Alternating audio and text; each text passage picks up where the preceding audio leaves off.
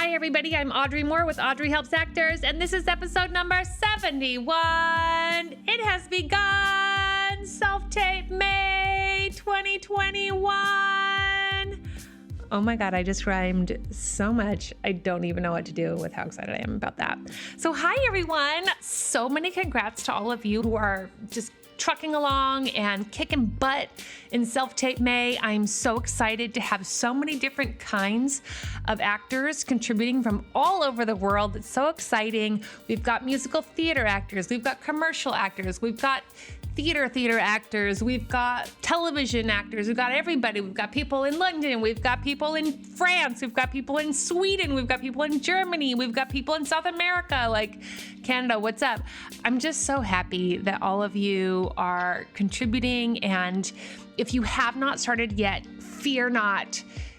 Get it done. I promise you, just get the ball rolling. Just call a friend and say, hey, I want to get going on this Self-Tape May situation. Do you want to just do a few with me this week? Do you want to just do maybe a couple even, and just see what you can do. If you can get any done, it is a huge win. And I just want you to know, I totally understand when it's hard, because working on auditions, working on them when they're not real and just for practice, and they're not for a class or a workshop or something like that. I know that that's hard. It's a lot to get it done and do it. But I promise you, once you get the momentum going, you are going to feel so good, and you will be part of the group that gets this work done and then comes out feeling like, oh my God, I can't believe I did that. And then this time next year, you will have seen your career grow so much. And you will know that it is attributed to the work that you did and the commitment that you made to this time, this practice right now. So get it. I love it. I'm so excited. So today we have Jamie Hernandez. She is Agent Jamie Hernandez. She is the head of commercials over at KMR. I love Jamie. She is so fantastic. And we just have this really honest conversation about Self-Tape May, practicing for commercials. We are really welcoming and enveloping the commercial actor into the Self-Tape May fold this year and every year, but this year, as really commercials and self-tapes are here to stay, everyone we talk to says that's not going away. And so really, if you are a commercial actor, or if you want to, begin your commercial career, adding some commercial self-tapes is really important. Understanding what that world is like and how you sell a product without looking like you're schmaltzy selling a product is its own skill and really deserves its own time and its own practice. And Jamie and I really get into that. She is such a doll. I love her. This week's episode is brought to you by Greg Saffel at singinglessonslosangeles.com. That's Greg Saffel at singinglessonslosangeles.com. Body and voice, you guys. Body and voice. If you are not working on your voice and you're going to the gym every day, that is like a yogi working on strength and not flexibility, or a ballet dancer working on flexibility and not strength. I just want to tell you, you need both. And this is not about singing, although if you're a singer, please call Greg, but just having vocal resonance, having vocal depth. And honestly, it's really just so much about connecting to your breath. Singinglessonslosangeles.com. Breath is life. Breath is where the character and creation begins. Being able to breathe with other people in auditions, in self-tapes, you can start there, in bookings, when you're on set. Breathing, having breath capacity, so important. Singinglessonslosangeles.com. Greg Saffel. Also, the great Dana Patrick. OMG, I love the Dana P. She's so fantastic. I shoot with Dana. We talk with Jamie in this episode about the value of really good headshots. I just shot some new commercial headshots, which is super exciting. The commercial headshots I shot with Dana, I came in and I was like, girl, I'm older now, so can we take some new shots? Because the last ones I shot were 2016. And we got great looks, and my agents loved them, which I was super excited about. And I'm auditioning, so win. Dana Patrick Photography. You can find her on Instagram. You can find her on her website. She's amazing. All right, you guys. I hope you're crushing these self-tapes. I hope you're getting lots of real self-tapes. And I hope that you book it. In fact, I hope that you actually can't finish Self-Tape May because you're on set the whole rest of May and you can't even do Self-Tape May because you're filming. That's my dream for you. All right, book it.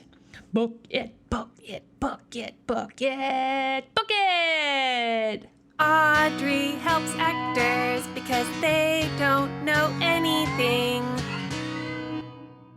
Hi, everybody. I'm Audrey Moore with Audrey Helps Actors, and today we have Jamie Hernandez. Hi, Jamie. How are you? I'm doing so good. Thank you so much for having me. You are so welcome. We follow each other on the gram. This is our first time officially meeting each other. I, of course, have many friends who are repped by you, and you have recently been promoted. I have. In your company, so we'll talk a little bit about that. But I really wanted an agent to come on in commercials now because we're doing Self-Tape May. And always during Self-Tape May, I really want to have some people come on, especially now more than ever, and talking about self-tapes. And commercials are making this like new land of opportunity, apparently, of self-tapes. It's so crazy. And I was like, I really need to have an agent on and talk about what's happening right now, because a lot of people, theatrical actors, have had 5 years to get comfortable with putting ourselves on tape. And people don't realize there's a lot of just commercial actors who mostly do commercials. Right. And it was sort of just hit them over the head. Throw them in the deep end. Throw them in the fucking deep end. We cuss a lot on this podcast. Love it. And just like see who sinks and who swims. I mean, it really just knocked us all on the side of the head in March. I mean, it really, before then, there were maybe one or two random casting directors putting out self-tapes for commercials, but the majority of it was in person. And it's still mind-blowing how crazy it's changed since almost a year ago.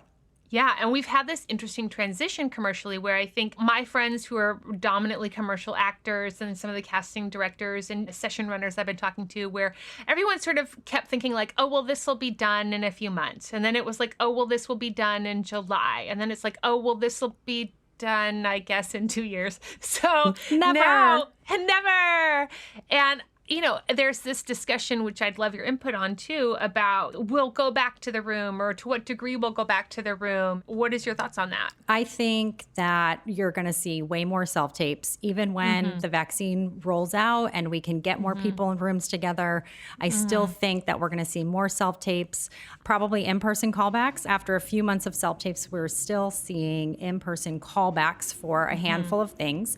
The casting directors I talked to, though, I think really want to bring back in-person casting. From what I've talked to, I think it's just the one-on-one, being in the room. It's so helpful, I think, for the actors, too, to get that feedback. The self-tapes, you're not getting, unless it's a virtual audition on, Blue Jeans or Zoom, you're not getting a lot of feedback.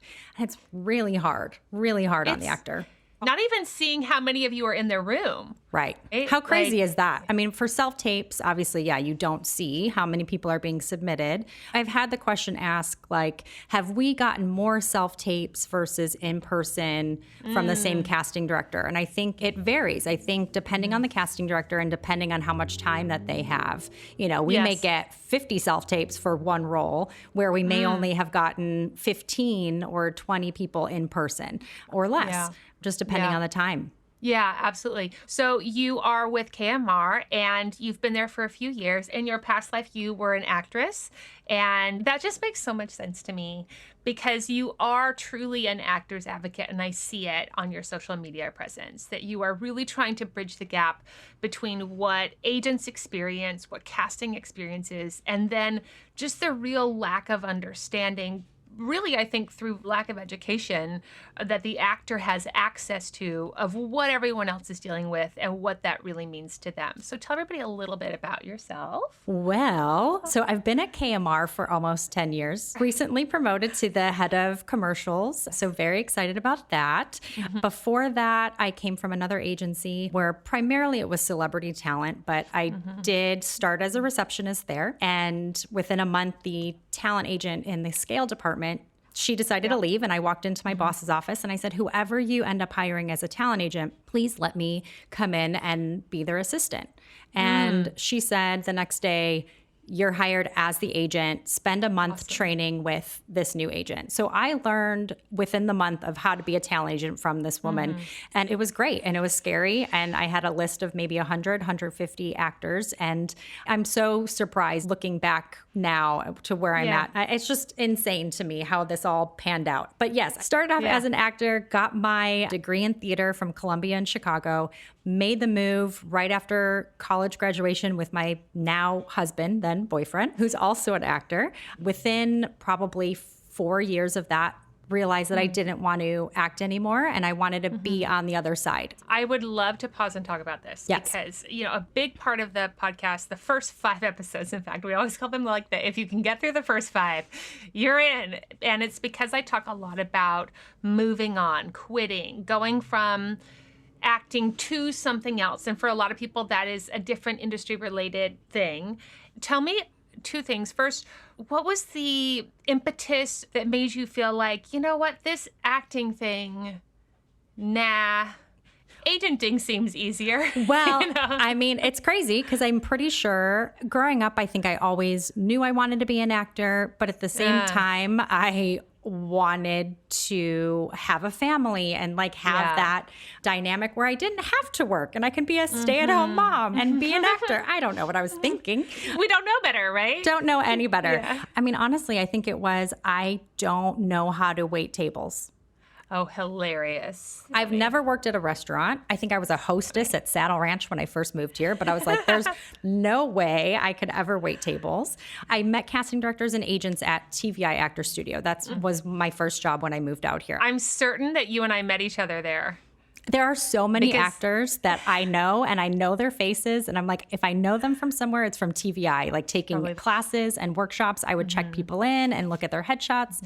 There's people now that submit for rep that I know, they don't know me, but I remember them. Yeah, it's so This crazy. is such a great example, too, of treat everyone like a gatekeeper. I mean, this is one of those things, you guys, that you, especially for people, and it's a good reminder for those of us who have been in it for a minute too, because the longer you're in it, the easier it is to be like, no, whatever, people, to have that attitude. Yes. And when you're new, it's easy for you to be like, oh, that girl, she runs the whatever at the TVI, and to have that point of view. And I can't tell you, I mean, everybody, whether it's an agent's assistant, whether it is, somebody who is running accounting somewhere, like everybody so often becomes somebody you wish you had been really genuine and lovely and kind 100%. and welcoming to. 100%. You just never know where they're going to end up. And regardless of that, just be a nice person. Be a good person, for real.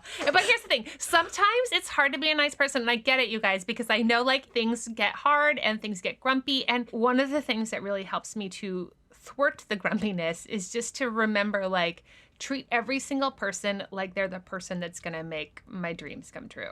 Absolutely. That's such a great way of thinking, and it's going to put you in a better mindset for your audition moving forward. And you have to put yourself in that mindset, when you go in and you check in for your audition, whether now it's virtual or you're doing your self-tape, like take 10 minutes, take that 15 minutes, put yourself in that right mindset of, I'm just going to be kind, and that next person who I meet could be the person to make my dreams come true.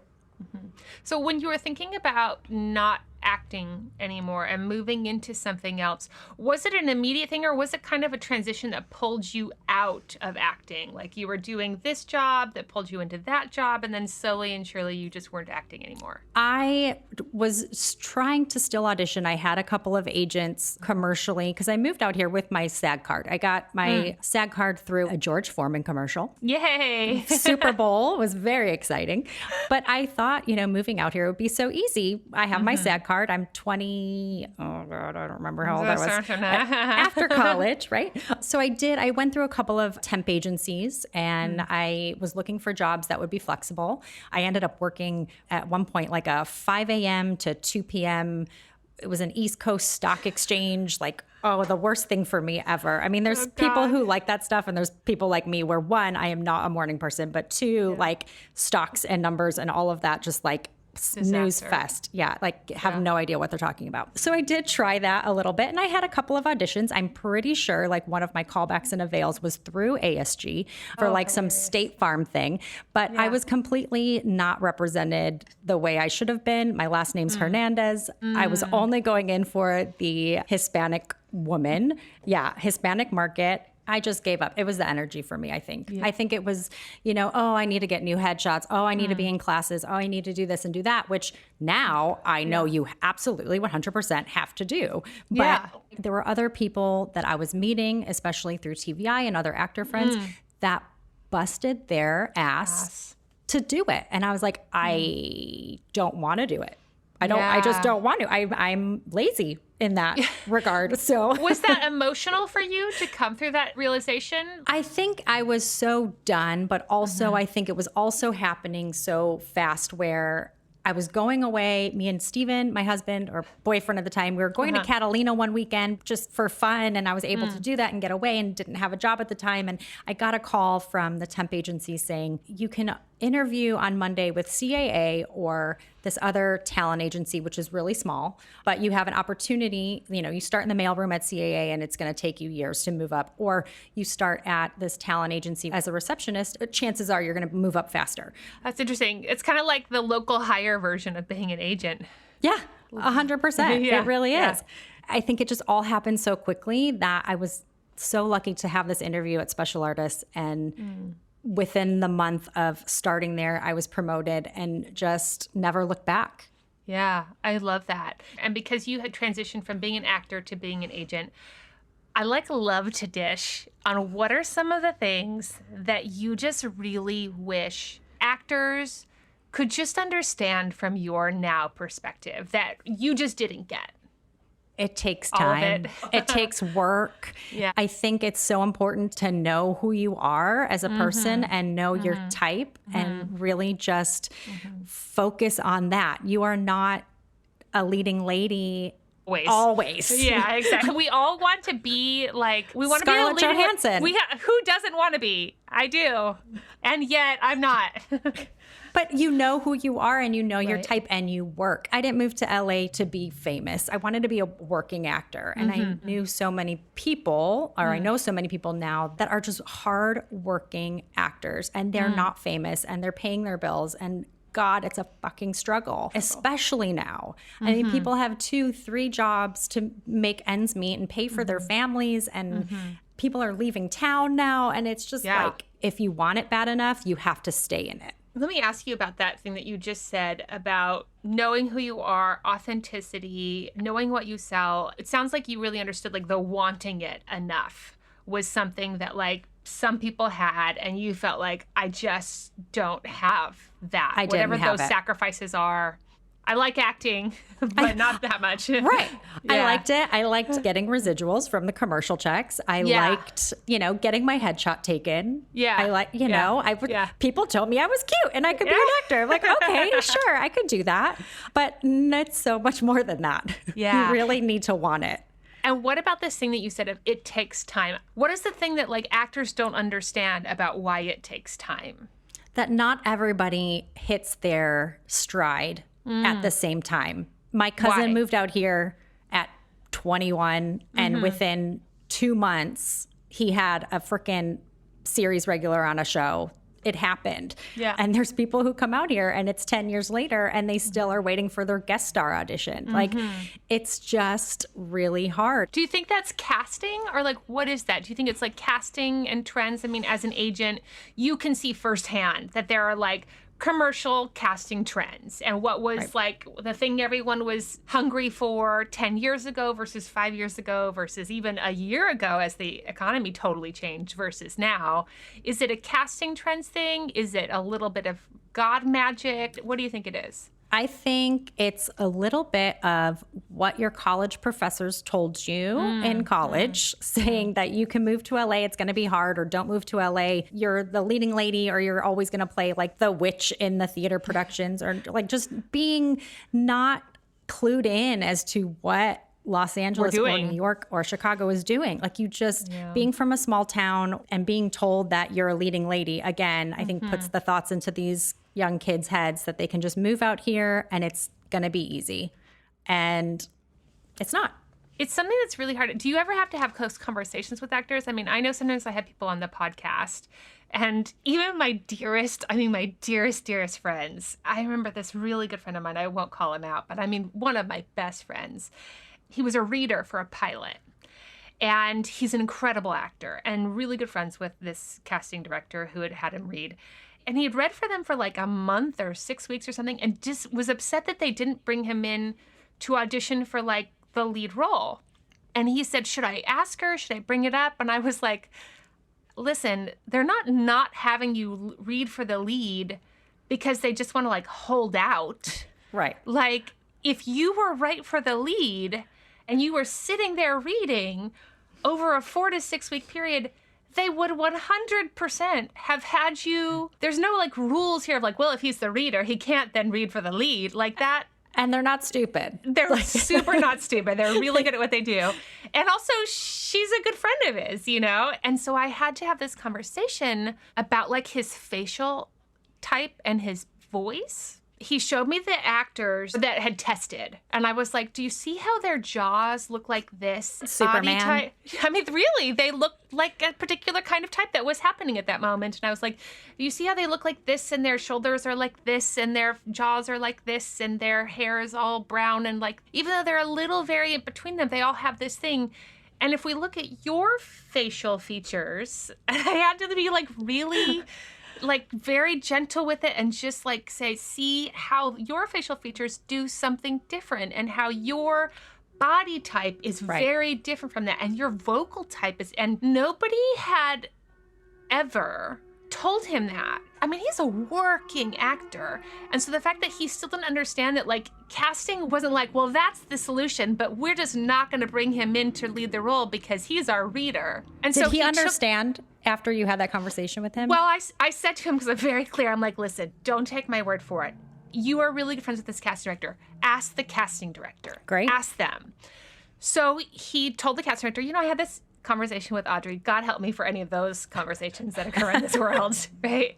But I had this conversation with Audrey, and she was talking about my type and in this show, and she totally reiterated everything I had said and said, you know, there is a role for you in this pilot, but it's the gas station attendant. And it's not a very big role. And so if the pilot goes, our hope is that getting you sort of in and getting people to see how great you are as the reader, then we'll get you in a role that's right for you, but that's larger because you are a guest star, recurring, regular actor. Yeah. So he was able to hear it eventually once it was sort of confirmed. Right. Did you have those conversations? Yes, I do. But I love that the casting director could see where he would be later down the line. I feel like, you know, we have these conversations with actors who are also maybe readers at the casting studio, or, you know, I'm great friends with so-and-so casting because I follow them on Twitter and they know who I am and they exchange with me, but they don't bring me in and I don't know why. Or it's like, and it's just... depending on the breakdown, depending on what they're looking for, you know, just because you fit 30 to 35 doesn't mean that you're right for every 30 to 35-year-old role breakdown that comes out. You know, the comedy is different. Everything about commercials is so crazy. Yeah. One thing I would love to talk about with that as well is, so one of our mutual friends, you guys, she has the best hair, our mutual friend, who is signed, she signed with you, and she got that really cool, hip, curly fringe bang at one point, and that was my fault. Because you're welcome. And she loved it, like personally in her personal life. You guys know like that curly, hip bang look that was in like a couple years ago. And then her numbers started going down. And I remember she said that she went in and she talked to you. And she was like, I'm just not sure, like, you know, you guys have any thoughts? And that you guys were like, so, like, this hair, we love it. But we're noticing that this sort of really hip, like, curly bang thing is really great on, like, a category that's more youthful, is like, more hip, like Coca-Cola and like college student and sort of like, and you're not girl. that. And you were right. So it's this interesting thing. And it's so crazy, you guys. She booked, got this amazing haircut that she loved, would get called back, sometimes on a veil, but never booked. And then the moment she grew her hair back out, booked again. And I loved that you took the time to have that conversation with her. I think it's so important. And mutual friend, if we ever said anything to offend you in regards to your hair. No, I don't think so. Oh my God. But I mean, that's what clip and bangs are for. Like if you really want like a super cute hairstyle and like you really want to do a pixie cut or whatever it is, like there are clip-ins, there are things that make you commercially viable in Fake your hair, range. don't care is my favorite thing. So great. Yeah, except real hair. I want it to be not your hair, but I want it to be actual real hair so they can style it. That's important, you guys. Oh, yes, absolutely. Yeah. Very Because good. sometimes, can you think of a time other than that where you had to help navigate an actor into a more appropriate casting for them and you saw it pay off? I think every actor goes through, and I think this is something that we say in our department, is every actor goes through a change every 10 years. Yes. And they kind of have to get out of the category that they're leaving and go into the next category. Like we need to get casting to start seeing you as the mom now. Like you're no longer in your 20s, you're maybe late 20s, early 30s. Like we got to move up your age range a little bit. And I think that's an important conversation for agents to have with their talent. Now, not every agent is going to address that with their talent. I think every agent is different and they're going to handle their talent their own way. Yeah, exactly. But if you're an actor and you haven't heard from your agent and you feel like you might be moving into another category and you might need to update your headshots or you might need to do something that it's just not clicking. Like you're going on auditions and you're having those callbacks, but you're not getting those avails, or you're getting those avails and you're just not booking. Like that's a conversation you should have. We're all on the same team. And I really think that your agent should be there to help you through that process. And I think we have that conversation a lot. There are guys in their 30s who leave that sweet spot, 30-year-old dad, bod, all of that, and now are moving into their 40s. And we kind of now have to maybe adjust their wardrobe and their headshots a little bit. They're not that schlubby young dad anymore who doesn't know what he's doing. He's a more put together. Could be businessman, could be father of a teenager, any of those. That's when those pharmaceutical ads start calling your name, and we all like those. Hallelujah for pharma. Yeah, I know, exactly. I love the it. gift that keeps on giving. It really is. And there's some people who don't want to do pharma stuff for many reasons, and that's fine. Yes. But I urge you to really look into conversation with yourself. Have a conversation with yourself. Because as you move into that category, there's, there's some money to be made. Yeah. I definitely have that feeling. Like it's so funny with ethics, right? Whenever I think about something, I always remind myself that I do a lot of commercials. I'm like, well, Audrey, you're in advertising, so let's just check our moral compass and just beware. Totally understand. And there's people who don't want to advertise meat or pesticides or anything like that. We have a talent who will work this stuff and is very anti using animals in commercials or anything like that, but they'll donate part of their residuals to a company or nonprofit that advocates for that. I 100% think that's a great idea. But wait, Jamie, wait. I have to interrupt you.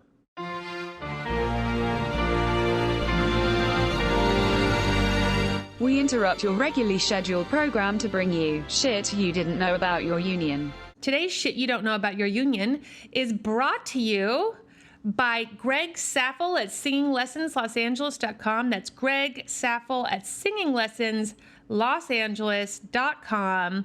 As I keep saying, you guys, you got to get your voice lessons. You've got to get them in. You've got to work your body. If you're doing yoga, if you're running, if you're doing anything for your body, if you're like, got to go to dance class, any of that sort of stuff, and then you're not also working your voice, I just want you to know that's wrong. It's incorrect. Vocal range, breath capacity, Just being present, the emotional well that you are hoping to tap into for auditions is about the breath. If you're a person who has a difficulty tapping into your emotional life, I'm telling you, voice lessons, like voice lessons all day, all the way. It's like that first time you go to yoga, and then it's like after a breakup, that's when everyone has their first time of yoga. And then they like have somebody like hold their leg or something in yoga, and then you start sobbing. Welcome to voice class. Voice class, it's not only an incredible act of self-care, honestly and truly, it is an essential, beautiful part of the craft of acting. So contact Greg, singinglessonslosangeles.com. I know it's May and you're like looking at half the year is almost over, you guys. We are almost done. We are like looking over the hump of 2021. This summer, call Greg and start getting your voice lessons now. Get them now before fall episodics start streaming in. Start working on your breath capacity, your emotional range. If you're a singer, get it going. Theater's coming back. He's available online. He's fantastic. Okay, this stuff you don't know about your union. Today, we are going to talk about SAG-AFTRA. Oh my God, you know I love this union. You guys, this union has been so great for me. I'm working this job and I've had some questions and I've just called the union. I've gotten answers. I love when I'm like, hey, union, what's going on with this? And they're like, oh, here's all this information. I'm like, oh my God, you're so great. So some interesting things I'd like you guys to take a look at is the convention, the SAG-AFTRA convention will be on Zoom for the first time ever. Oh, it only took a pandemic to get our meetings over the internet and not in a room that's hard to get to. So yay! I really want everyone to check this convention out. Check out the SAG-AFTRA Instagram page. They'll be posting about it. You know, like maybe read an email, just like read one. I am telling you, you must attend 2 SAG-AFTRA things a year minimum, 2. And now that there's so much online, if you are non-union, you are not excused from that. You are not a non-union actor. You are a pre-member. You're going to join. It's only a matter of time before you join. So pre-members, I want you to go and check out the SAG-AFTRA podcast and start listening to it. I'm such a big fan of pre-paving. Where are you going? What are you walking towards? If you are a pre-member or you are a working member or you've been a member for decades, you need to be listening to the SAG-AFTRA podcast. You need to be checking out their YouTube page. You need to be subscribing to their Instagram and their Twitter. And that is because SAG-AFTRA does this amazing thing called lobbying the government for us. They have been so great, especially in this pandemic, of lobbying so many constituents and government officials to help make sure that we get relief bills passed that help the actor. They are the reason that we managed to get mixed income unemployment this year, which is like all actors, several different ways in which we receive income. That is such a huge thing. The COBRA subsidy, that's a huge thing. Being able to have reps who are part of a union, who are going to Washington, who are fighting for us, who are on the phone with constituents that represent us in California, in New York, in Georgia, all over the United States, so that our needs are taken care of, is what we have a union for. I mean, we are up against ginormous juggernaut corporations. And just remember, a union is only as strong as the members that are involved. You guys, a union is only as strong as the members that are involved. I just can't say it enough. When you're like, Audrey, thank you so much for doing this podcast, what I want to say is like, you're so welcome. Have you attended a union anything this year? Whether you're a pre-member or you're a member, it brings me the greatest sense of like joy, honor, camaraderie, you guys. When you show up to these meetings and then you tag, or you're on Zoom, or you're listening to the podcast and you tag me in it and let me know like you are listening, you are learning, you are contributing. a union, like an ensemble, is only as strong as its weakest link, and together we rise. So get involved, get informed just a little bit, just a smidgen's bit. All right. I hope that was helpful. Do it. And now back to your regularly scheduled program. I mean, I think one of the things that particularly newer actors feel really insecure about is like contacting their reps. Their reps, I say, feel like the man behind the curtain in Wizard of Oz. And they're like really worried that like you're going to like knock on the door and they're going to like, who dares enter the agency? And what I hear from agents is the opposite, that when an actor starts disappearing, when they don't contact anymore, when they don't email, when they don't communicate, that's actually when the agent starts feeling like maybe they're not in this as much, maybe they're not putting this as a priority. That makes us think that you are not invested in your own career. Now, we have more than 300 people on our roster. Everyone from 18 to 90. There are a couple times a year where we'll get together and we'll go through our entire roster and make a list of who needs photos, who needs class, who needs what. Amazing. We didn't do it last year because fucking 2020, man. I know, exactly. What happened? Exactly. But I think as an actor, if you haven't heard from your agent and you're concerned, I think it's valid to reach out to them, and don't be afraid. This is your career. They're on your side. We want you to work. I mean, we wouldn't have signed you if we didn't think it was going to work. And there's a way to communicate, just so everyone knows. Like, here's the thing. Don't email your agents and go, hey, what's going on? Is it really slow right now? Like, what's happening? Like, that email, I just want you guys to know, she just put her head down. It just brings hate in their heart.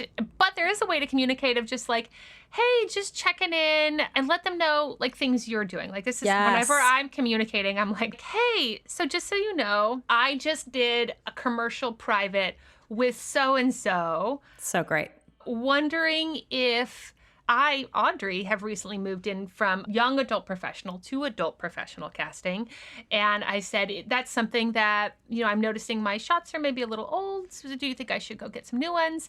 And it was so great because just through that communication, she got some really good pieces of information. Like, Audrey's focused on commercials. She's here, she's in. 2, I think I'm changing categories and I'm interested in doing something about that. And then 3, I'm working on this new medium. I'm working on it so I can get better. And 4, hey, what's happening? You know, because she knows I want to know that. Her response was, well, you're auditioning, so I don't know that it's an immediate concern. And what great info for me, because from my perspective, Jamie, I wasn't auditioning as much as I worried I should be. But I don't have your data. Right. You guys know what that looks like. And so I was like, oh, I'm auditioning a lot? Fucking great. Yeah. Okay. You know? Yeah, I think that's great because I think that you're absolutely spot on. Rachel, love her. She could tell you. She could look at who's auditioning. She knows that she's submitting you and other women and your type. Yep. And you might be getting more auditions than the other girls in your category, and you are lucky for that, right? But it's so great that you felt that you could reach out to her and ask those questions in the form of an email that also gave her information that will help her help you. Yeah. So tell me, in terms of these communications, when an actor feels like panicked about going slow, I just want to say, first of all, if you're an actor that feels like it's going slow, the best thing to do is actually check with people in your category. Yes. Tell them why. Oh my God, because you don't want to check with someone who's not in your category because they might be going out a shit ton and you're not, and vice versa. And why would you? No, that makes absolutely no sense. And again, this means knowing your category. I mean, truly, it means knowing your category. I moved from young mom to mom the last couple of years. So I'm in the mom category, but there are a couple different kinds of mom. There are really aspirational moms. I mean, these are like all of my stunning best friends, right? So the ones that go out for the Lexus. Exactly. The all beauty of those. stuff. Yeah. The aspirational wife in a car with her perfect looking kids and her gorgeous husband. Okay. Yep. Wearing her J. Crew sweater. Wearing her J. Crew sweater. I'm with a more Midwestern looking husband. Yeah. But I can, because the way I look, I can sort of branch a couple of categories. I can go more Midwestern and I can go slightly more aspirational, though not fully aspirational. But I'm not asking my friends who are in my category who are in the aspirational mom, because that's a different thing. And I'm not asking people who are playing young mom now, because that's a different thing. I'm like, who are my girls? Yeah. Anyone auditioning? Yeah. I mean, you have to know who your type is. No one is auditioning right now. Oh my God, it's real. Right now, that is really real. I mean, you can ask anybody. Yes. You can go outside of your category and ask right now. Anybody. But no one is auditioning. So the first thing I recommend doing is asking people in your category if they're auditioning.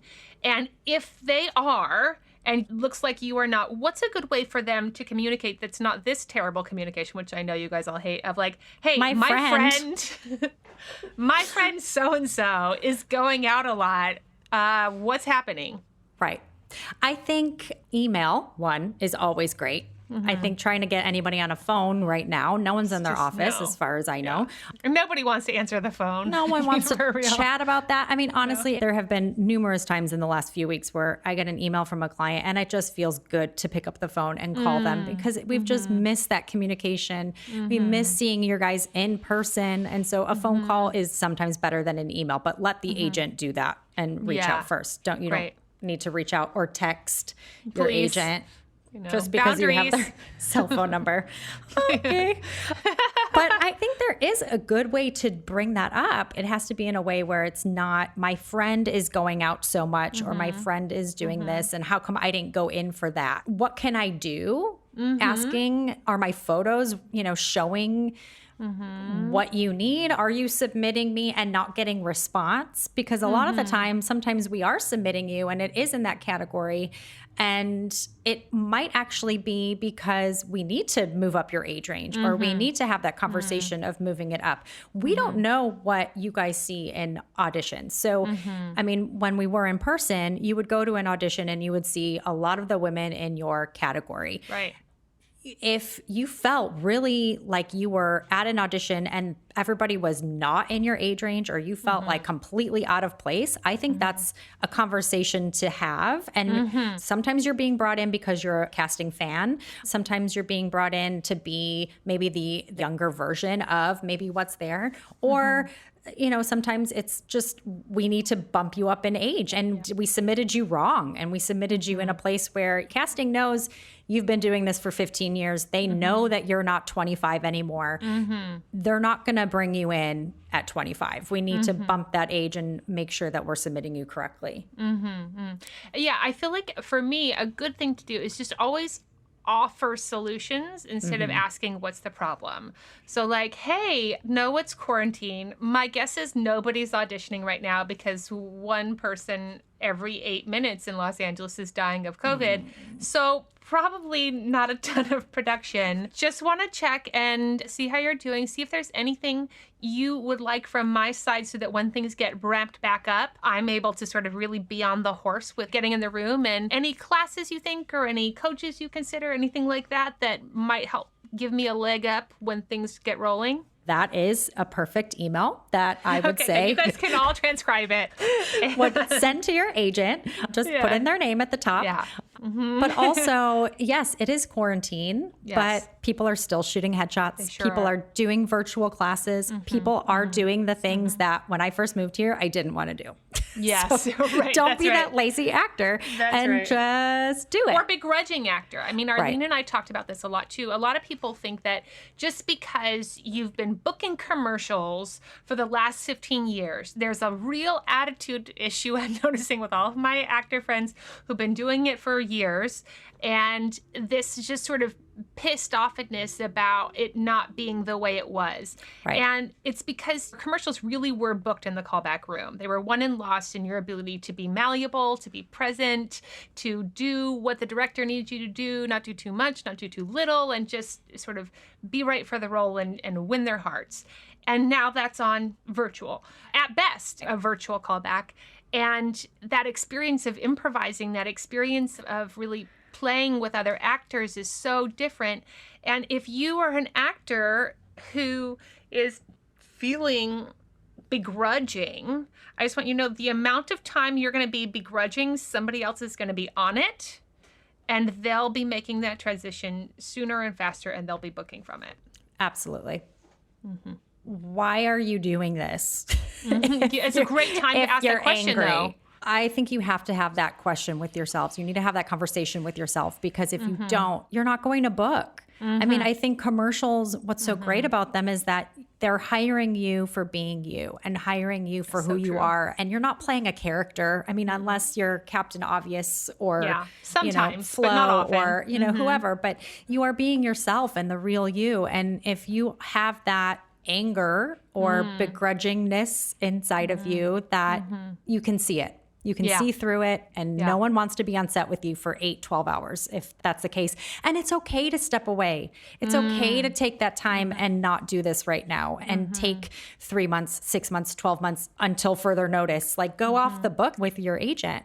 It's okay. I love that you said that, because I find that to be true for actors, that there's a lot of power to be had in the returning. When actors feel like it's just a pain in the ass and it's upsetting to them, whether that's commercial or theatrical, I'm like, listen, if I'm going to be wondering where I'm going to work from day to day, I'm not going to be upset all the time. Like, if I want to be upset all the time, I'll have a job that pays me well every day and gives me benefits and all of the things, right? So if I'm going to be doing this crazy freaking profession, then it better be a joy. And when actors leave, take a little hiatus, it reminds them that it's always been a choice. And then so often, I'm sure you've experienced this too, when actors come back, they start booking all the time because they're just like refreshed. Renewed, all of it. Something changes, and some of the times they're leaving that old category and into a new category. But if you take more than 6 months off, chances are you're going to need new headshots. So make sure you get those updated. When you're ready to come back, you're coming back with all your materials in line. You're ready to go, and you hit the ground running. Yeah, I love that. I also wanted to know, is there any category or even strategy or anything that you're noticing, right now nobody's auditioning, but before they're right now, and during this pandemic season when we had a few month stretch where there was auditions and bookings, did you notice anything that was working? We saw people that hadn't booked in a while start booking.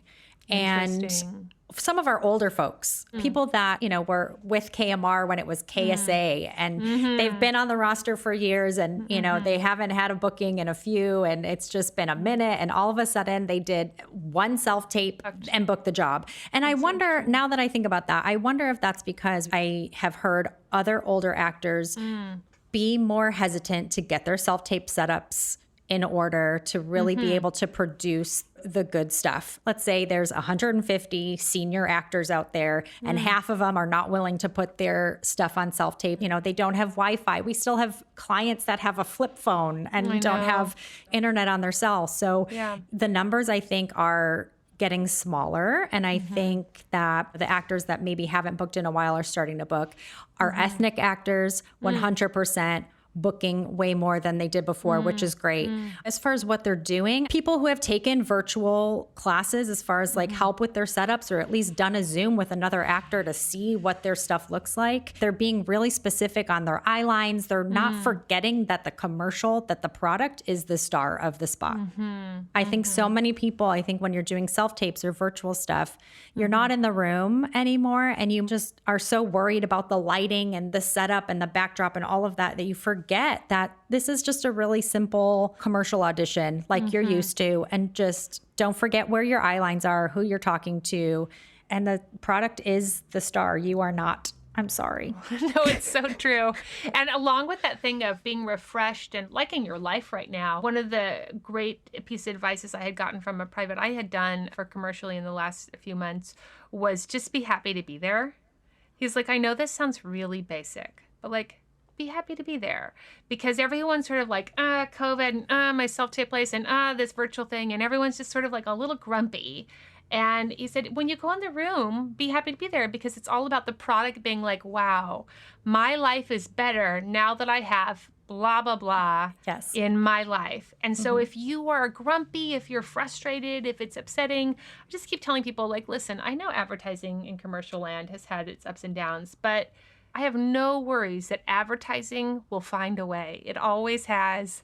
It always does. It's not going away. Truly not going away. They will always find a way to creep in and get your eyeballs. You always get more eyeballs on national network spots. I mean, there's just Super Bowl commercials. They're still getting the people that they want to watch their commercials. And there's no way around that yet. Thank God. Thank God. Fingers crossed. Right. Yeah, exactly. So I also had a question about, what does a lot of auditions look like? If you get somebody out twice a month, is that a lot right now? Right now, yes. I would say there's January, I would say pandemic, but I would say when commercials were happening. So like, July through December, I felt like is when suddenly. There was a little bit of a surge. Yes, we had a surge. People were starting to shoot like on location again. Yes. You know what? Again, I think it depends on your type. I think that we have people that are auditioning 3 times a week, and that is great. There are people that audition once a month that for them is a good ratio. When you watch commercials, there's more 30 to 40-year-olds out there. You can't ask an Asian grandmother how many auditions she's had in the last year and compare that to, a 30-year-old Black actor. Also, I wanted to say about that, another good tip for everybody to sort of look and see whether or not you should be auditioning is you can go on iSpot and you can browse through. They have like their top commercials airing, and it's like 20. And you could do that for a few days and just look for you. Like, do you see you? And it's just really relieving because sometimes I'd be like, God, I don't feel like I'm auditioning. And then I would go on for like 3 days. They're commercials. They're 30 seconds. So it takes like 5 minutes. And I'd be like, yeah, no, I'm not on there. So cool. Great. We're good. And that just like chilled me out a little bit to know like it's no big deal. And another thing was an actress, a good friend of mine who did a lot of commercials, had started seeing her commercials disappear. And I said, well, what about watching commercials? Like, yeah, I don't even watch commercials. Like, I don't even have anything set up where like I see commercials. She has like Netflix, she has Amazon. Right. And I said, right. So if commercials aren't reaching you, then do you think advertisers are trying to make commercials casting you?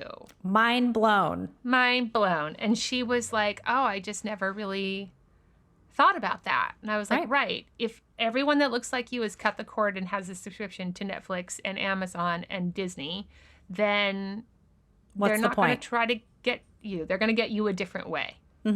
Yeah, right. That's 100% accurate. And what you said about iSpot is so great because you don't need to have cable to watch commercials. And you can figure out your type. You can see if you fit in any of those spots. And that's something that's great. But also keep in mind that some of those commercials were not cast in Los Angeles. I've gotten emails before saying, hey, how come I didn't audition for this? And it didn't even freaking audition in Los Angeles. So exactly. Stupid question. Well, that brings me to another question. I had somebody ask me, I don't live in LA, but now that everything's virtual, do I have to be in LA to get a good commercial agent and to book commercials? Yes. Yes. And I will just say, my husband shot a movie this year and we were in Oregon for a month. And when I was in Oregon, I didn't contact my commercial agent to see why I wasn't getting commercial auditions because I knew. Because you booked out like a good actor. Boy, you can please tell them about booking out. If you don't ever want to get dropped for the reason of not booking out, book out with your agency. I mean, it really, the second that you are thinking about traveling or you book that flight, send the email to your agent. We work so freaking hard. And I'm sorry, I'm not patting myself on the back, but we are always submitting you guys for work. And then when we find out the day of the audition or when the audition comes out and we find out that you're not available for it or you're going to be booked out for the shoot dates, it's just so frustrating. Casting directors remember who cancel. They do. Yeah, I want to reframe it for them in more of like a real world sense because I know when you're an actor, you're like, nah, whatever. So I want to just reframe it. Agents are kind of like these headhunters. Let's say that you are a restaurant manager and this headhunter has worked really hard to get you an interview at this new restaurant chain where you're going to get paid 3 times more what you're getting paid for, and it's going to be a really big opportunity. And you, as this restaurant manager, are like going to Barbados for a vacation. And you don't tell your headhunter that's happening. And this headhunter has talked you up. They have worked really hard. They've gotten you this interview. And if you get this job, they get a bonus. You get a bonus. Everybody wins. And they're like, great, interview for you tomorrow at this company, 3 times your salary. And you're like, I'm in Barbados, actually, right now. It is so devastating to that headhunter for all of the work they've done, and it costs them their relationship with the company that they've been working so hard to impress. Like, I have incredible people for you. Let me show you my incredible person. Every relationship is ruined. And I think actors don't realize that. It's really hard because as an actor, I think you don't know how many submissions we get or how many breakdowns we get a day. There are days like the last couple of days where there's literally been nothing to submit you on. Yeah. But I know the actor's brain is, well, I haven't heard from my agent in a while. It's okay if I go ahead and book out this tiny little Big Bear trip. Will only take me out for the weekend. But it just so happens that the day that you book that trip is the same day that a breakdown came in. It never fails. That you book a trip, you will get an audition that will conflict with it. Now, if you tell me that you're willing to stay in town if you book a job, I'm not going to not submit you. If you tell me that you're okay and you will change your plans no matter what, I will still submit you on that project in hopes that we can keep you in town. I mean, that's the whole point, right? So, but you better be ready, willing, and able to change that flight. Yes. Yeah. No, I love that. Okay, so my theatrical agents do this thing where they're like, it's due Thursday at 4. It's really due Friday at 4, but they tell me Thursday at 4 because they want the window to get it in correctly also. Right. Do you guys do that? So it's difficult because I think on LA casting, where if casting directors give their deadline in a certain area, we can't change that. So like if it's in your wardrobe notes sometimes that we'll have to give the same deadline as the casting director. I would always love to just move the deadline up by an hour or two because it never fails. People are going to be late. And even with like Casting Frontier with the CF casts that you have to send in, you can still submit afterwards, but there's no guarantee that the casting director is going to look at it. I don't watch every single self-tape that comes in either. So a lot of the times the commercial self-tapes will go from the actor directly to the casting director. And we just ask for the confirmation receipt. So we can still watch it after the fact, but it really just blows my mind how a deadline means absolutely nothing to some people. Well, the biggest thing that I find, people always underestimate the technical snafus of uploading stuff. Even yesterday, I had a theatrical self-tape that was due. It was due today at 10 o'clock in the morning. I sent it over and I was given the link to upload it. And it just, because my husband, he looked, it was in the format. It was the size it needed to be. It was all of the things. And it still said, this file not accepted, no matter what I did. And I've learned enough to know, like, that's going to happen. I don't know what it is. It always fails to upload the way that you want it to, or in the right format, or labeling your files correctly. Oh, help me, baby Jesus, that the labeling cannot get that right. But see, I have a lot of empathy because there is a lot of stuff where it's like, oh, well, you have to take the file and put it onto Premiere, have the file do this, transcode it into this. And I just think, like, there is zero way that anyone can do that. No, and I think a lot of people are just using their iPhones and iPads to record and upload to WeTransfer, and that's it. They don't have the formatting systems and all of that to reformat, whatever the hell you have to do with it now. Well, or to label. Okay, so I have a few more questions. Yeah. In terms of the actors right now, are you noticing a leaning towards actors who have relationships already with casting versus actors who do not, in terms of who's being called in, who's being booked on jobs? I feel like the people that are booking, at least from us, are people that have the relationships with the casting directors. I've mentioned this before. I think maybe it was to our New York agents, and they said, oh, well, we have this one casting director out here who's always looking for new talent, and they're always bringing new people in. Great. There's going to be that casting director who does that. But I still think right now they don't have the time to invest their time in seeing new people. They need to show their directors the goods right now. Yeah, what I hear is like nobody's taking a risk. Nobody's trying to teach anyone how to do commercials right now. No. In terms of on the job teaching and learning. No, give me your pros. Give me the people who know what they're doing. And, you know, maybe when this all dies down, calms down, gets better, you know, that they'll be able to do that. So for the people that don't have those relationships, right now is the time to make sure you have those materials in order and try to get those relationships. I mean, follow these people on Twitter, follow them on Instagram. Don't stalk them and like send them messages every day because that's just weird. Yes. But you know. But a lot of them have studios that have classes. I'll do those. You can do this class at that studio, do this other class at this other studio. And these studios always have like a day where then the casting directors come in and virtually can like watch some of what you've done. It's sort of like a meet and greet. And that's a great way for them to sort of start to see like, oh, you've put some time into a class, into taking this seriously as a craft, and a relationship is then built. I'm telling people like, spend this time doing the work that it always feels like you don't have time to do because you're worried about not booking. It's like, well, now you're not going out, you're not going to book. So now you can feel freedom and I think comfort in doing that sort of foundational work that it always feels like hard to take the time to do. And the people that maybe aren't necessarily new to this, that have been doing this since the 70s and the 80s, and maybe just have taken a little dip in their activity because times change and they're just not used to what the current trends are. Don't be so full of yourself where you feel like you don't need a class. Everybody needs a class. I just want everyone who's listening, who's in that category, casting directors actually have a lot of empathy for those actors right now. They really, truly do. And they know that it's hard and they know it's a drag. And I think just even signing up to take the class, don't even try to be amazing at it yet. Just like sign up, show up. That will send a message to those casting directors that like you're flowing, you're in, you're doing your best, and they'll remember you. And I've just noticed, like, you just have to just do a little bit more than what most people are willing to do. And if most people in your category are unwilling to do the class, then just do it. Right. And that puts you at the top. It does.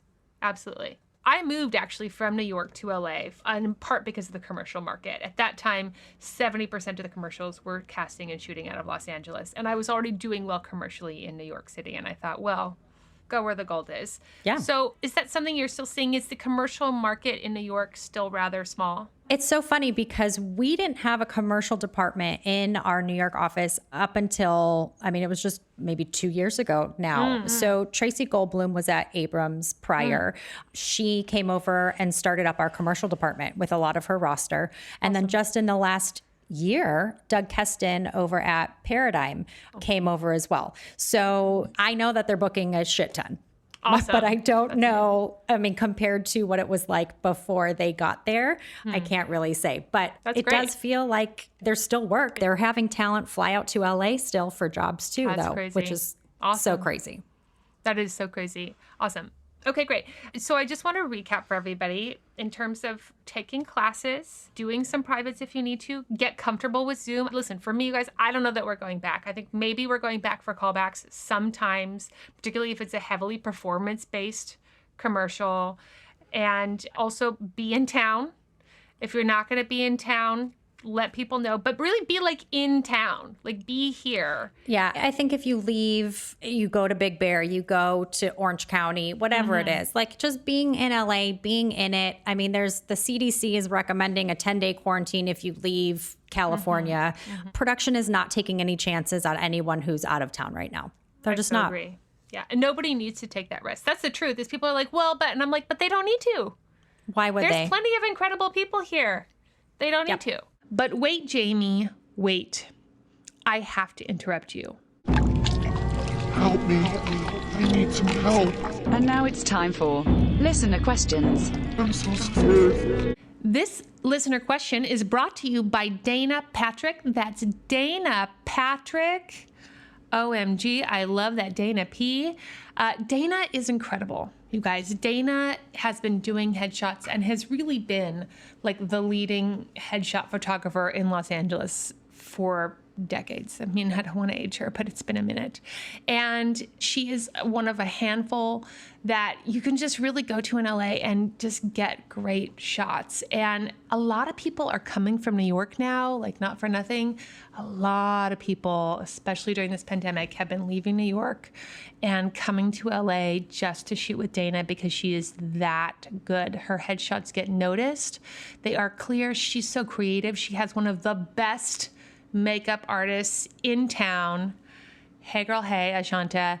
And she has a few, but Ashanta is incredible and really great. She's so great, Dana, with shooting actors of all the color ranges. And I love that so much. It's so important. She hires makeup artists who can handle and make magic out of all hair types and all skin types and colors. And that's just so important. Dana Patrick, shoot with her. I've shot with her for years. I trust her so emphatically. I couldn't recommend her more highly. If you have a listener question, please call in 667-ACTOR-70. That's 667-ACTOR-70 for all your listener question needs. Hey, Audrey. This is Taylor Dries-Force. I'm an actress based in Los Angeles, California. And I'm calling today because I'm currently listening to your episode with Eden, and it kind of spurred on some interesting questions in my mind. So I'm going to share them here. So I actually moved to Los Angeles from New York City about 3 months before the pandemic. Great timing on my end, I know. And actually during the pandemic, I signed with a manager, starter manager, so kind of just gaining traction there. But I am non-represented as far as agencies go. I'm self-submitting for everything between Actors Access, LA Casting, yada, yada, yada. And I'm getting pretty consistent auditions, probably like 3 to 6 auditions a week, consistent callbacks. Of course, they're all like independent stuff, smaller stuff.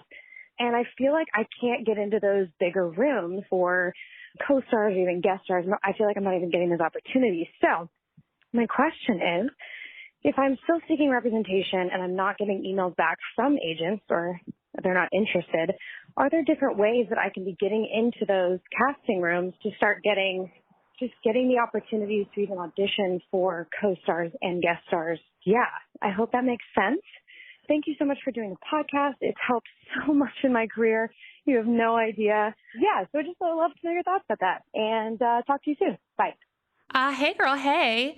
So I love this question. It is a really great segue into what is so cool about Self-Tape May. So I hope you do participate and are participating right now. First of all, I just want to say, I don't know if you're union or not, but what you're experiencing in terms of a lot of these sort of what I'll call like lower hanging fruit of stuff that's available on Actors Access and things like that is that, yes, you might be getting some good bites from that, but you're right. When you start looking for more quality things, those jobs are all union and they're of a certain caliber of actors. And as when we had Adrian on for season 3, and he talked about, sort of the expectation of being union and for getting union jobs, he was really like, once you're like around 27-ish, you really need to be union. The expectation is that you're a union actor by then. So I don't know if you're union or not, but if you are not and you are around that threshold, then I definitely want to suggest that you do that and you make that happen. That'll make a big difference in even representation signing you, who can get you into those rooms. The other thing is social media is viable right now. A lot of casting offices have social media pages. I don't know how many of them are going back into an office like ever. And so we'll have to sort of wait and see. But in the moment, you can't even really send postcards to anyone or anything like that because they don't even have offices. So social media is a good thing to do. And Self-Tape May is really powerful. If you are willing to do a hashtag Self-Tape May and have a public account, so that way it shows up in the Self-Tape May feed, then you'll really be, I think, seeing a huge advantage with all of that. And I know in the past, tons of actors who've done it really well, who put in the work, have really worked hard to put their best foot forward as much as possible. They've gotten agent and manager meetings, they've gotten auditions, they've gotten opportunities for things through Self-Tape May, which is really exciting for me and for everybody else to have that as a resource, as a hashtag that people can go and seek out new talent, which I'm super excited about. The other thing really is workshops. I mean, the gateway to the actor, to the casting director has always been agents. And even with great agents, you know, that agent getting that actor a appointment is sometimes challenging. And if the actor already has relationships, I want you to think of this as like relationship building life, like what you're here to do, what you're going to be doing for the rest of your life is building and growing relationships for the whole of your career. You will meet people in your 20s, you'll meet people in your 30s, you're going to meet people in your 50s that are going to be new relationships that you will nurture that will bear beautiful fruit. So get started now. If you're sitting here in Los Angeles, there are tons of workshops on Zoom, which I super love, and they've figured out sort of how to do it most effectively.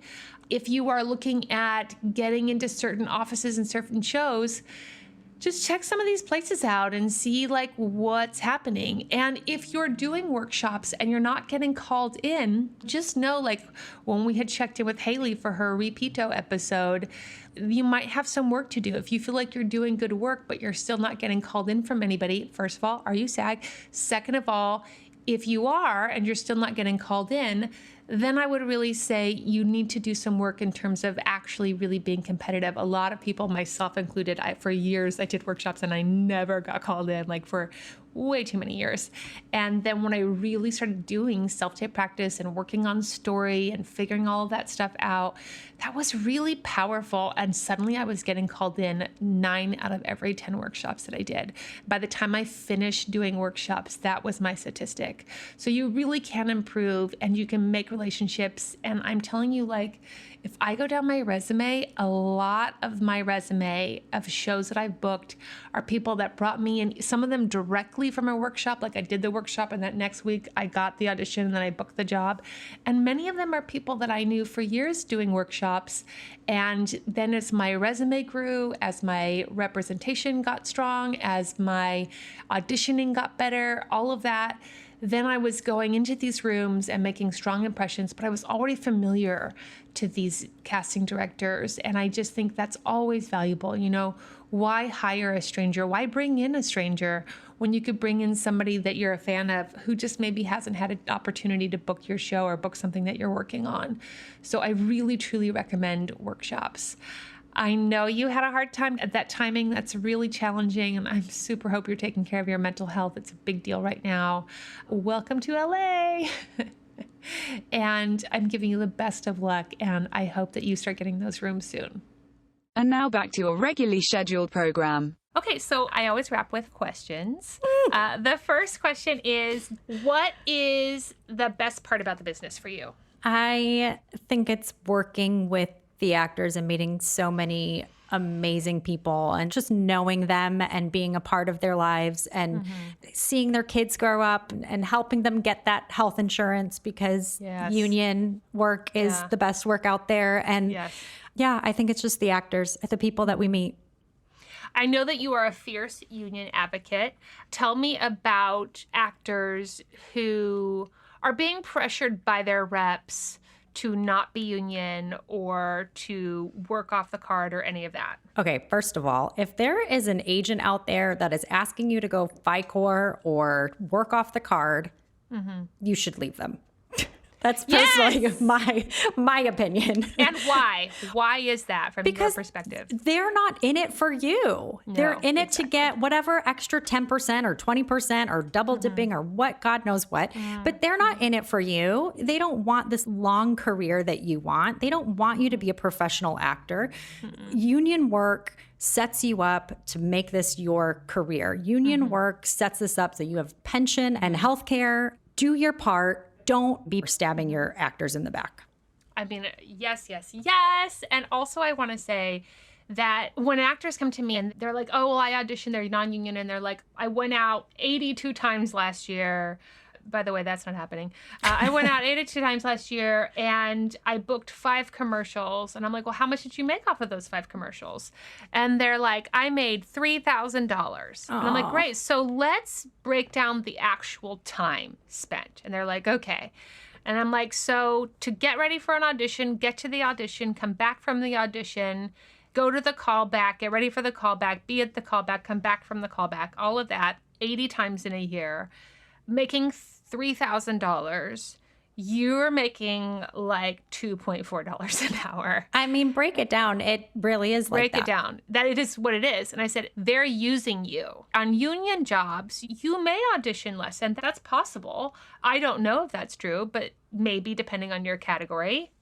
I mean, I think everyone I talk to that moves from the non-union world to the union world says they see their numbers decrease, but it's quality over quantity, and you just, that's what it is. And so you maybe are going to start auditioning 20 times a year, but in those 20 times, getting dressed, researching your product, going to the audition, being at the audition, coming back, going to the callback, and then making 15 to 40 grand off of a commercial. If you book the one out of the 20, the amount of money you're making per hour starts to be into the $60 to $100 an hour. That sounds pretty good to me. Sign me up, because it is your time and energy and money. And you just have to ask yourself, like, are they using me? And answer, yes, they are. Yes, absolutely, 100%. They are using you, and you deserve better. And you deserve better. And honestly, what you all have to realize is, like, you could be making more money at like Starbucks, and you would get healthcare, and you would get all those things, and you get paid on time. When you're doing non-union work, there's nobody there to like police you, to make sure your check comes. And who's on set to protect you, or who's, nobody. You know, if you have any problems on set, if you're being asked to go up in a rig and climb a tree or do something and something were to happen, you have no protection, and that is terrifying. I couldn't agree with you more. So, yay. I could talk about that for hours. I know that you could, but I just wanted like a quick snip for you, because I know what a union advocate you are. What is the hardest or the worst part about this business for you? Right now, it's working from home and trying to figure out the hours of the day that are devoted to work. I mean, the second I wake up right now, I'm checking my phone, checking emails. There's no distinguished time. I have no boundaries anymore. And that is taking a toll on me. And I think that's probably taking a toll on a lot of other agents out there. So check in with your team. Just make sure that they're doing okay. I mean, everybody is going through it. Look, this time is so effing crazy, and we're losing people. We're going to get through it, and we're going to get through it together. But this is just an emotional time. I think that's the hardest thing right now for me.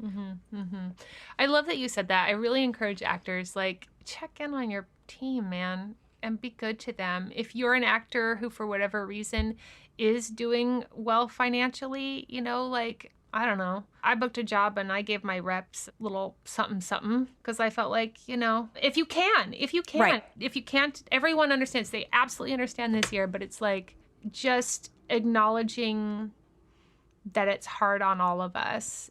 And listen, if we can't work, they don't make money, you guys. That's absolutely right. We only make 10% of your 100%. What do you wish somebody had managed to teach you or get you to understand when you were just a wee babe entering this business?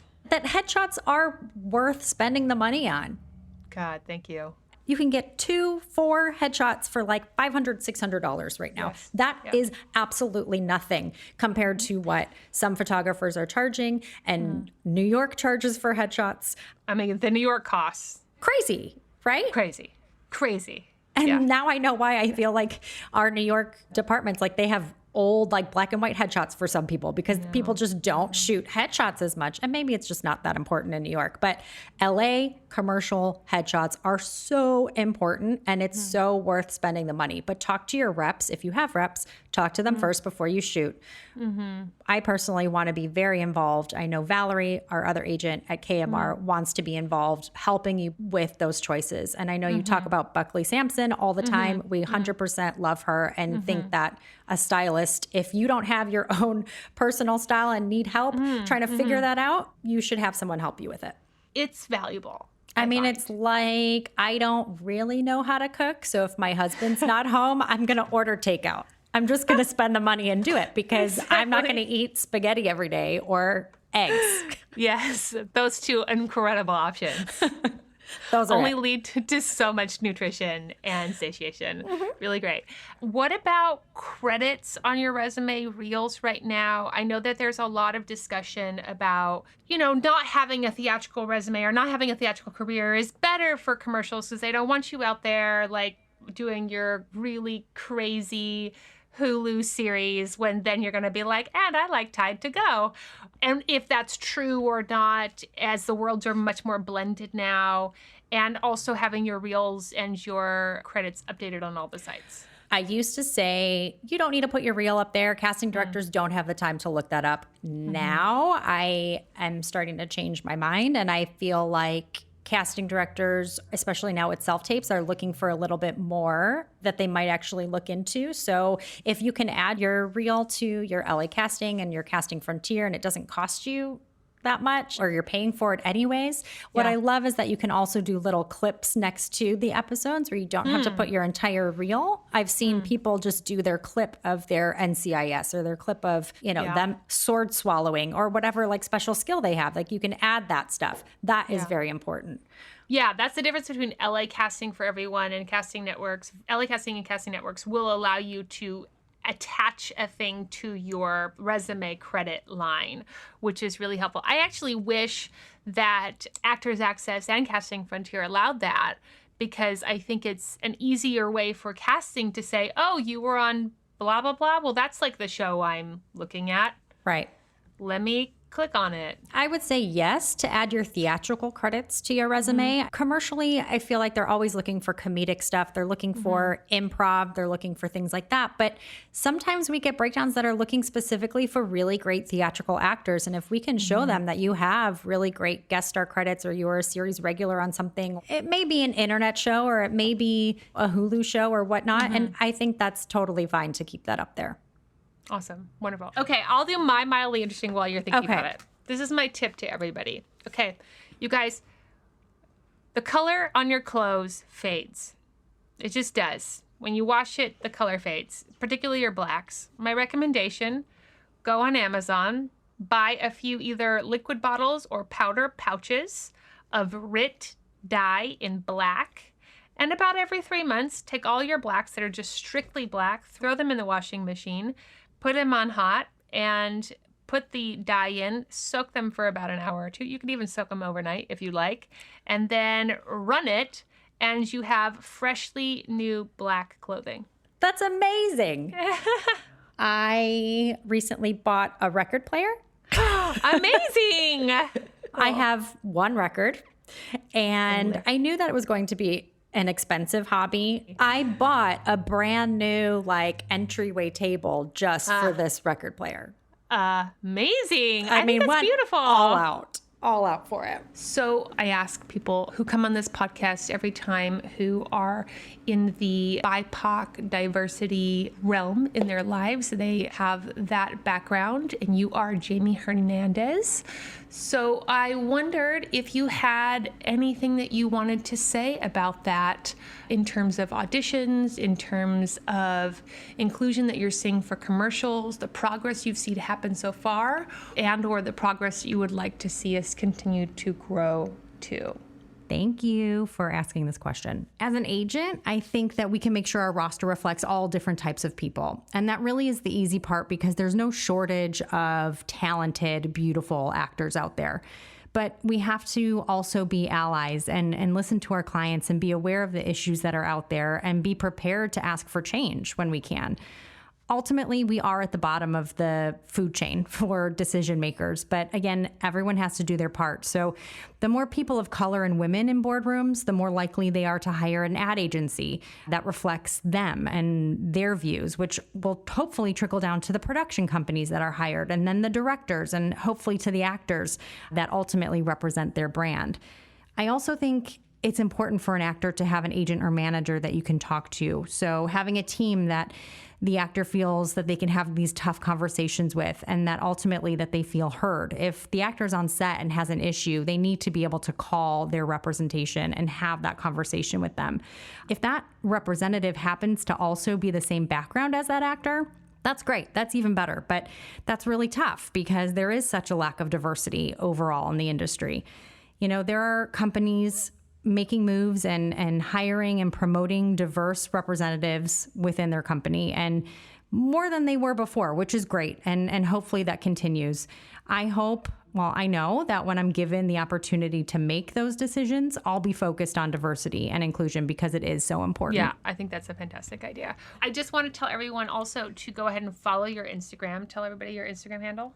Agent Jamie Hernandez, I think. I think that's it. Only because you are really active in helping people. And I loved what you did before the holidays where you were like boundary setting and you were like, listen, don't send me an email. I'm burnt to a crisp. I need also to like manage myself. So thank you so much, but do me a favor and put it on pause. I mean, I hope I didn't, again, offend anybody by that. Mm-hmm. It's just, no. I think it's really important to really think about that your reps are human beings too, and they need a break. Well, the argument that I hear from actors, which I understand, is they're like, well, we don't get boundaries. We don't have this and we don't have that. And I say, listen, I understand. Also, treat people the way that you wish people treated you. And I know that it's not fair that you get a freaking email at 10:50 at night and you have to have a self-tape done tomorrow at 2. Listen, nobody knows that more than Audrey Moore. Like, I understand. It's painful. It is painful. My husband says show business is just like permanently a building on fire, and your job is not to put it out. Its permanent state is on fire. Your job is just to not add to the fire.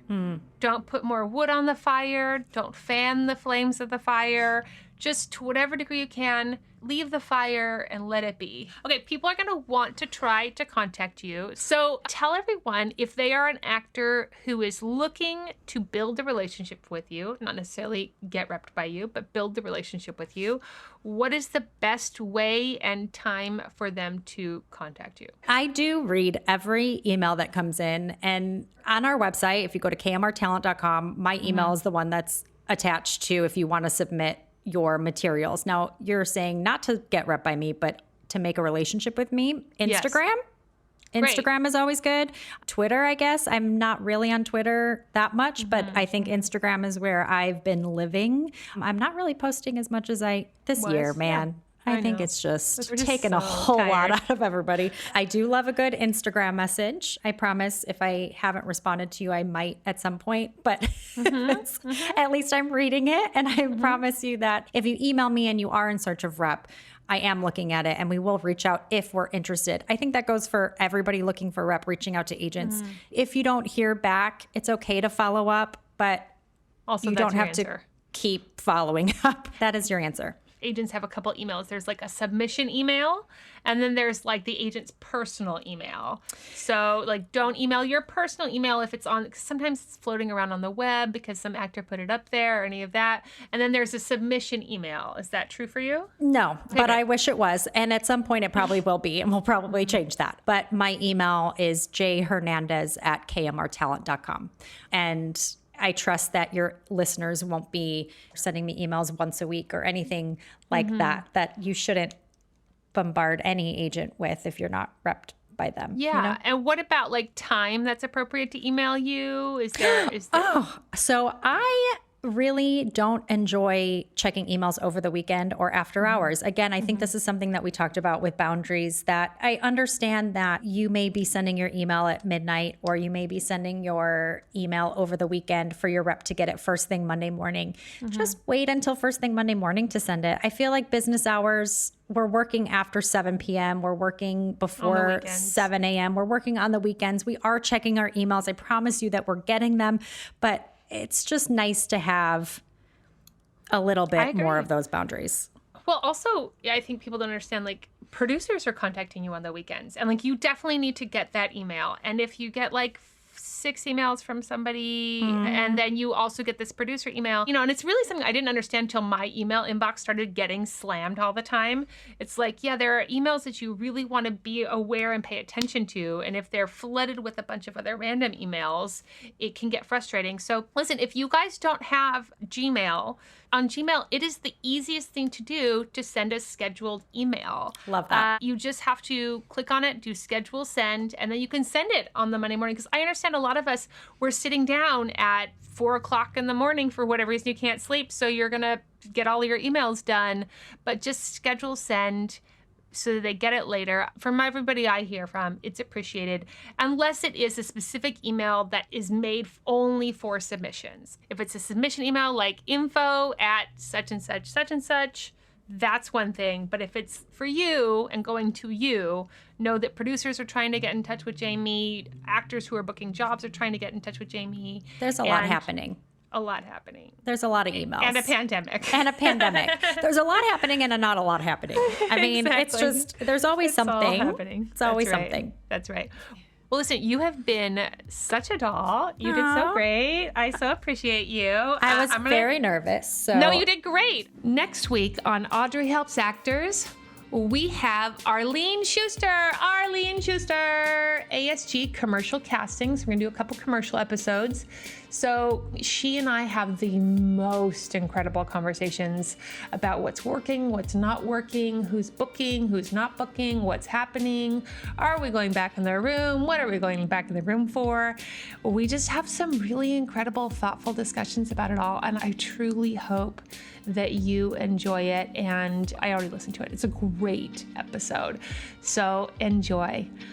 Special thanks this week to Jamie Hernandez. Jamie, thank you so much for doing this podcast and for being such a guiding, bright shining light to all of these actors. I just adore you so much, and you're such an asset, and I just love your story, and your hubby is a lucky man. Just so great.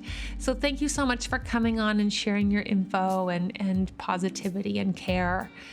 Special thanks this week and every week to Thomas Snodgrass for his incredible work with sound. Thanks, Tommy. You guys, Thomas loves to surf, so if you ever see him out there, just give him a little hang something sign with you do with your hands. Executive producer, Jesse Lumen, my still so handsome husband, getting more handsome every year, I should say. Show music by Ari De Niro. Theme song by Aalok Mehta and 108 Hill, and editing by Taylor Martorana. Taylor!